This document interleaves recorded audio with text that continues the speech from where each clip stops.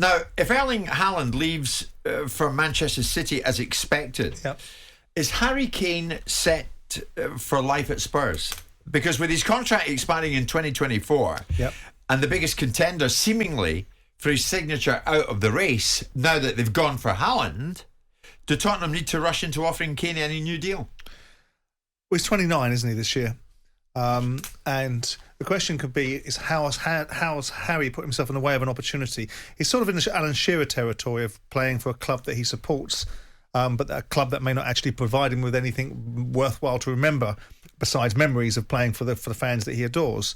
And that's worth something in its own right. Obviously, Shearer went there after winning the Premier League with Blackburn, so he had that in the bag. Harry Kane has nothing besides memories of playing for a big club and obviously his achievements for England. It's difficult to make a case.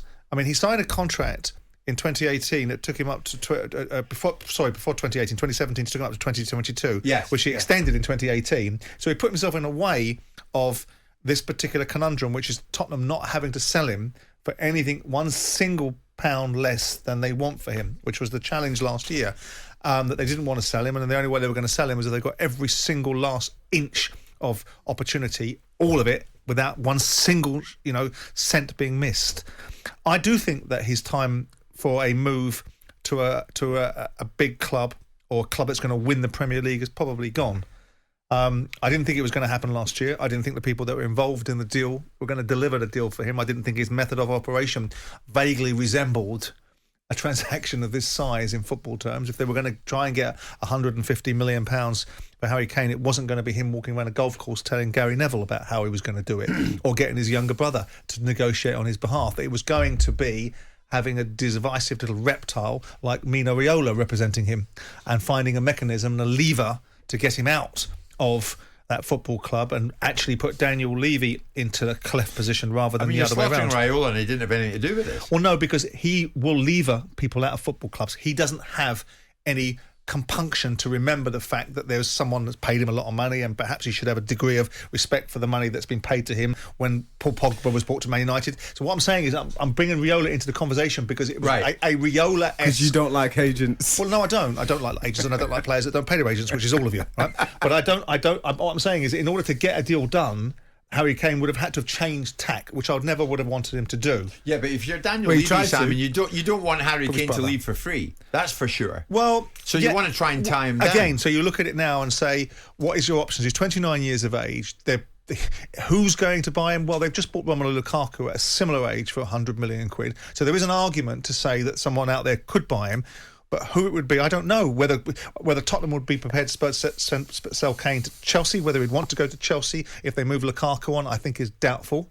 You possibly can make an argument for Man United if Ten Hag fancies him and Man United being prepared to do something. But again, we're in the same position.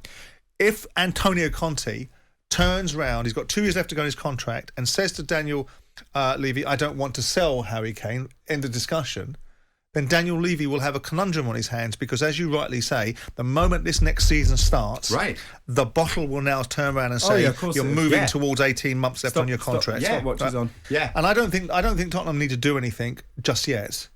I think they need to see how this season finishes, see what Antonio Conte wants to do, and maybe start having conversations with Harry probably at the turn of the year. Is the power not with Kane now, Trevor? I think the power's like flipping into Kane's territory. But what about this scenario?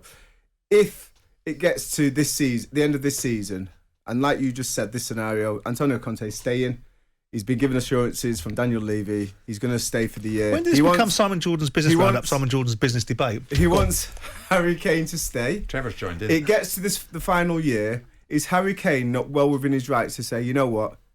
I'm not signing a new contract. Of course he is. I'm not leaving, and I'm going to leave on a free, and then everyone.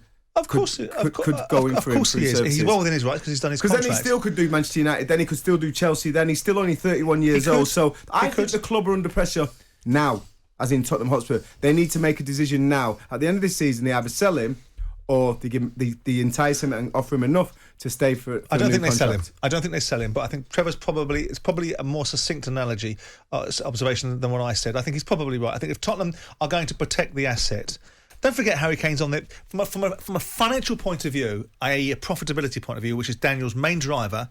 Harry Kane is on their balance sheet at zero. He's cost them nothing because they've not had to buy him from anybody. Right? He's a player that came through the academy. So they sell him for 100 million quid, they make 100 million quid profit. Yeah. They sell him for 10 million quid, they make a 10 million pound profit. So it's not necessarily a profit decision, it'll be a cash decision that Daniel doesn't want to lose out on. So there may be a situation where, but this time round, Harry Kane, I suspect, will be a damn sight wiser about the obligations upon Tottenham Hotspur to meet certain criteria for him. And if those criteria aren't met, and one of them guaranteed will be a release clause, because it's beyond the wit of man and beyond the sense of anybody vaguely resembling a professional individual, that in this day and age he didn't attach a release clause into his contract that would have taken away all of the challenges that Harry Kane wanted to overcome Trevor, himself. I know this is his business roundup and he's proud of it, but do you think the ship has sailed in terms of another big move for Kane? 100% not. I think he's shown enough with his ability. The first 3 or 4 months of the season was a write-off. I think he carried the burden of, probably damaging his reputation a little bit, coming back from holiday late, downing tools to a certain extent, but not going on strike. I think he definitely damaged his own name and the reputation that he's got. But on top of that, you go into the way that he's responded this second part of the season. Yeah. He's been superb. If you only have to have to look at Lewandowski, you look at Ronaldo, you look at Messi. Yeah. Players are playing to 37, 38 now. Forget about ability. The question is probably more prevalent to say who buys him for how much, and does Daniel Levy allow that to happen? Because it's not about whether we all know he's good enough. I think right? Manchester City are off the table if the rumours are believed. He won't go to Chelsea. Liverpool are off the table, I think. Won't go to Chelsea. They play a different style of football. I think everything points to Manchester United. And Chelsea. So Chelsea. I don't see him going to Chelsea. No, so Manchester United, what? He's stepping out of the frying pan into the bleeding fire. But maybe that's for Ten Hag to do. Jim White and Simon Jordan.